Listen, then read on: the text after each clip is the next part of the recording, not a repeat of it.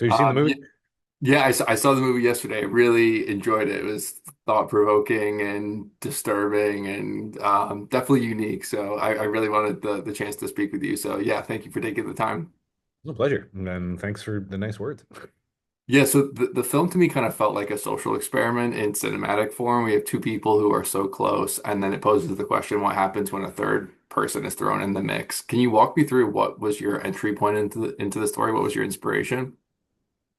Well, I'm not the writer. I'm director, so I guess I'm the author of the film. The script was sent to me in 2020 by my buddy Todd Brown. Just I think he said to the writers like the only person who can make this is Casey.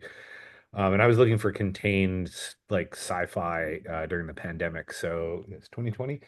And there's a lot of really good ideas and a lot of stuff I really liked about it. And yeah, so I jumped in, and there was you pick on one particular point of what's a much more layered thing, and it's been so fascinating lately because everyone like grabs onto the thing that is a thing, but it's also just there's so many more of them. It definitely is a social experiment. You're actually the first person to mention that. But how and for who and for why, I'm not really, I know, I'm just not telling other people yet.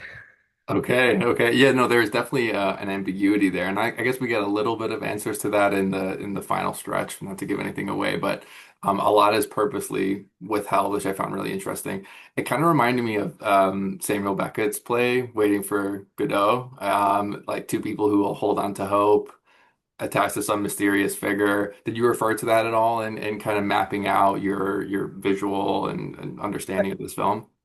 Not so much, but it definitely like the pacing of it was something that I was cognizant of when I sat down to like pace out the tone of the movie.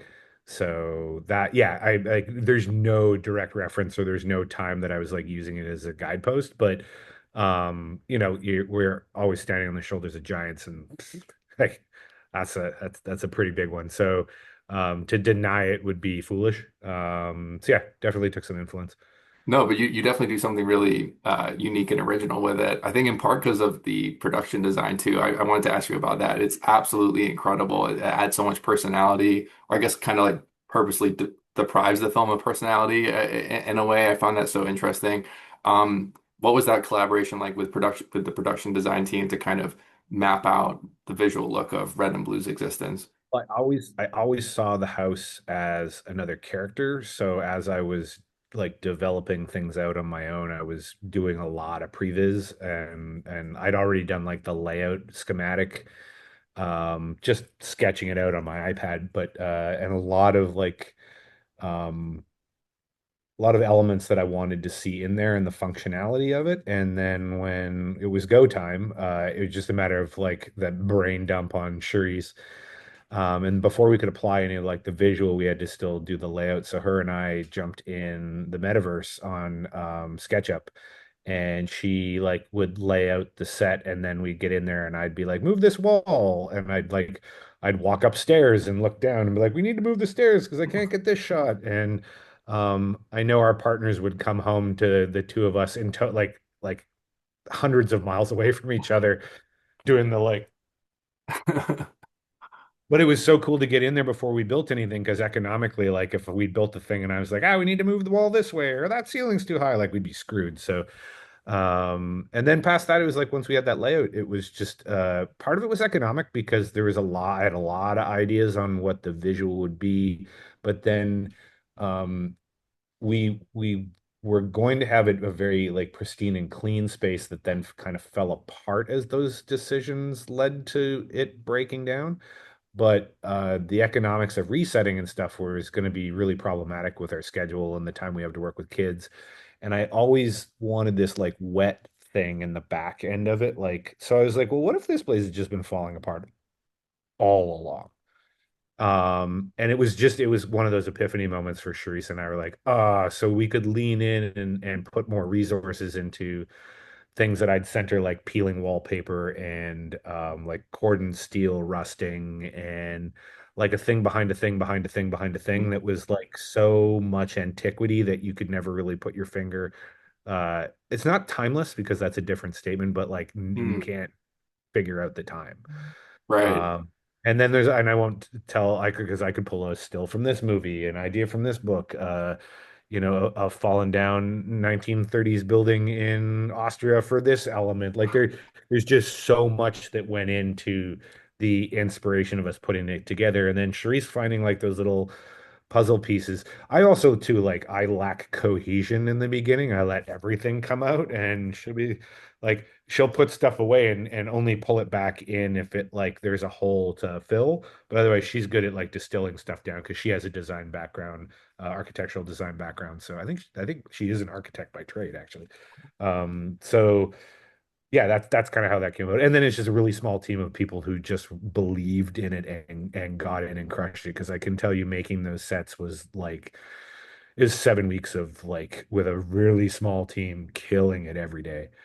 Wow. It's so fascinating to hear how much thought and effort and attention to detail goes into the final product. I did notice that. Like it's not grimy per se, but I think not being this like spotlessly clean environment adds like a texture to the story. I thought it was really interesting. I think so much of the Yeah, what film, if you don't get the yeah, what sorry. if in the automation side of things, every if if it's done at 99.9% every time, that 0.1% that fails every time compounds over time.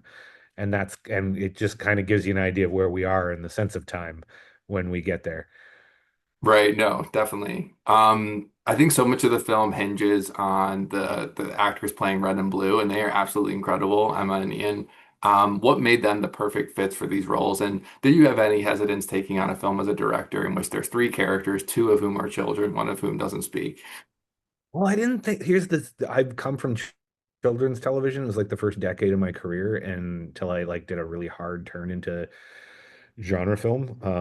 But I'd worked with Ian on a kid show during the pandemic, and he really impressed me. And then Emma had worked during the pandemic with a friend of mine on a show, and she was opposite Ron Perlman and like held her own.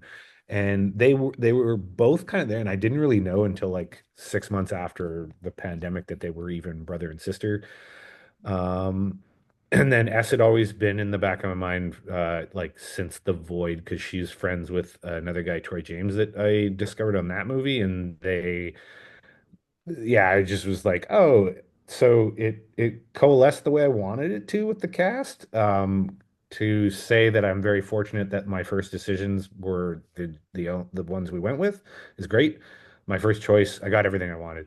And then past that, y- in children's entertainment, you'll notice that there's like scenes with kids and scenes with adults, and there's a split in between, and that's just because of the amount of time you have to work Hmm. with kids is very limited. So then you run off in the rest of your day and shoot with the older siblings and the older adults, or the I don't know, the weird person who runs the convenience store down the street, like that kind of stuff. We had none of that in this movie. And once the scenes with S were done, I literally was just me, Emma, and Ian. And that was a juggling act for my AD team. But it wasn't until we were in it that I was like, oh yeah, oops. Well, no turning back now. It's such an admirable challenge for you to take on, but I think having them be children is so integral to the story, so it makes sense narratively.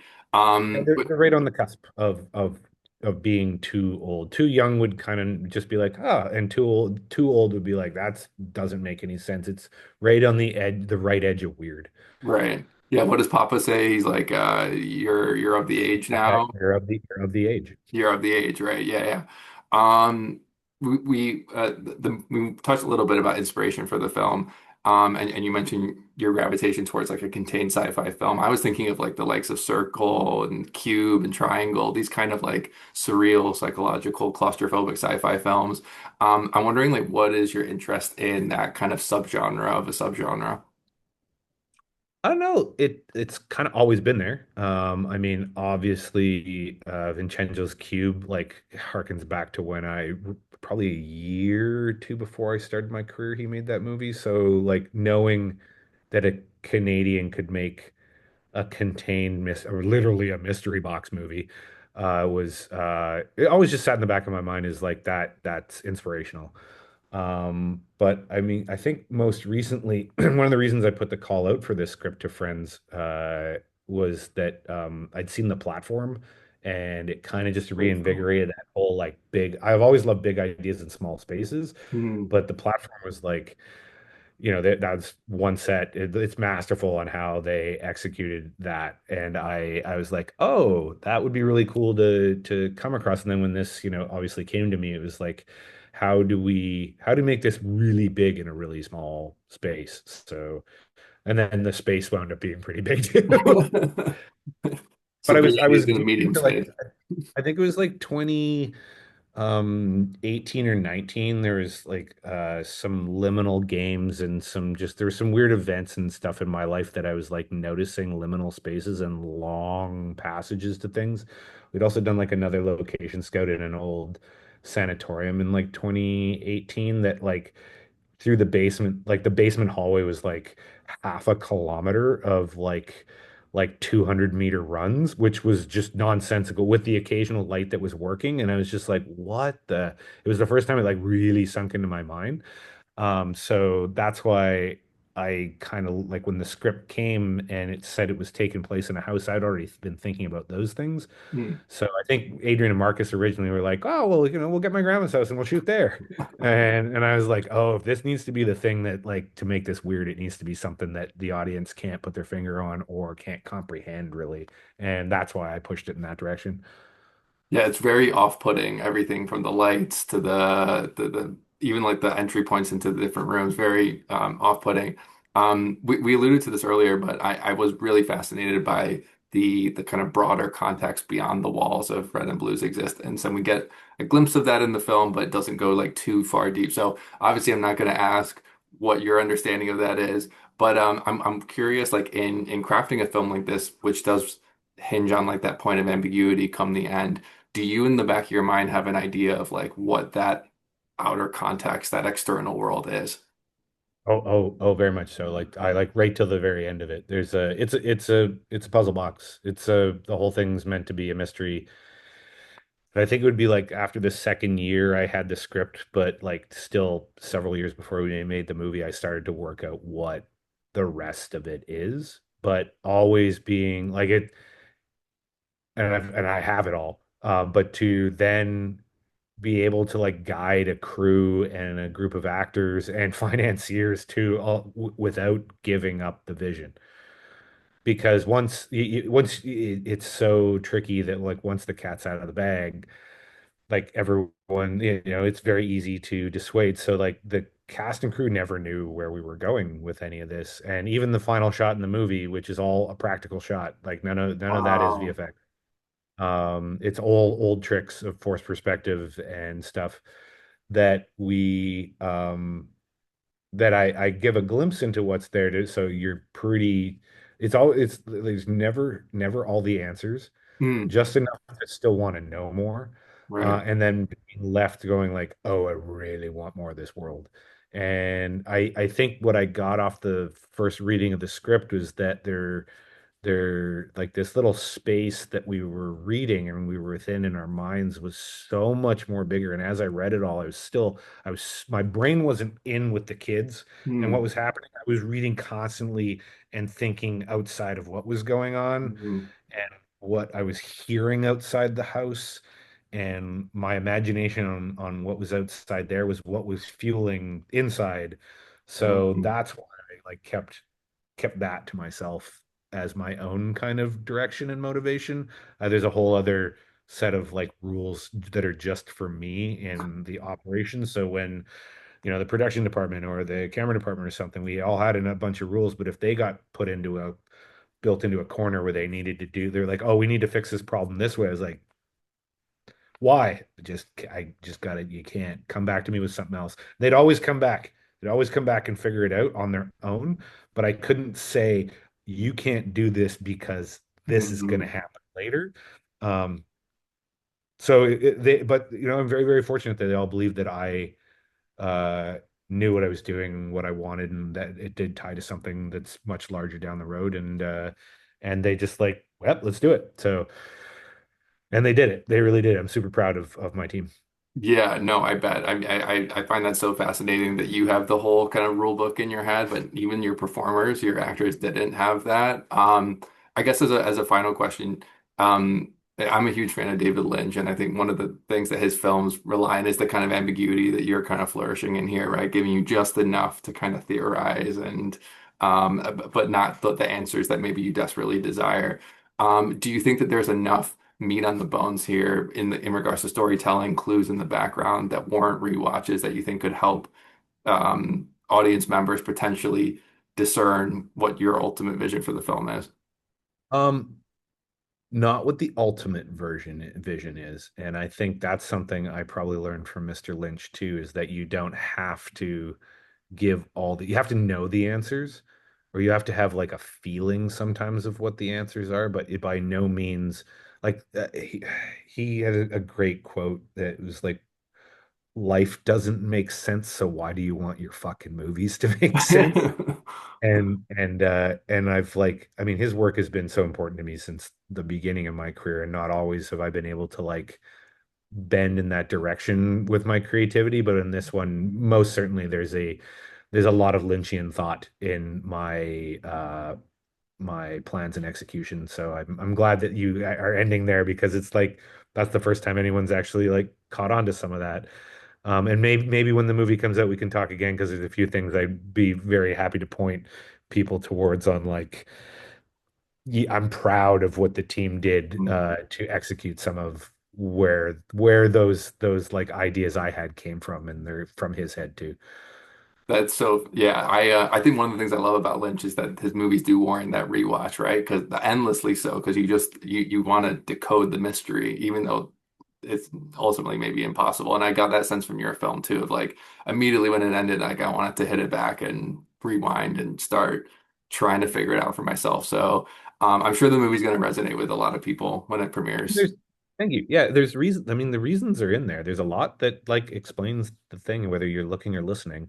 But I still go back to movies like Lost Highway, and I mean, one of my favorites of his, not everyone's, but like is Wild at Heart, because it was one of my like early entries like in film school. But I'm just like, I still go back to watch those movies, hoping I can figure it out. Like it's 10 years later and I'm smarter and I Yeah, have yeah. more experience, and now I'm gonna figure it out. And then you go in there and you're just like, yeah, what the fuck was Bobby Peru doing? Like it's like That's you the don't beauty get of it. it, right? That's the beauty of it. It's cool. Yeah, that's that and that the longevity those films have because of that. It's like going back to look at a Renaissance painting like fa hundreds of years later, and you're literally just like, wow. Yeah. And then his some of his works literally I think will endure like that. Yeah, I think that ambiguity is a real art and it can go wrong very quickly. And I don't think I think you hit the nail on the head here in terms of finding that balance. So thank you. I think Thanks, I'm bro. out of time, but thank you so much for speaking with me. I really appreciate it. I'm really looking forward to people getting their eyes on the film, discussing it. I cannot wait to be reading about it. So thank you so much.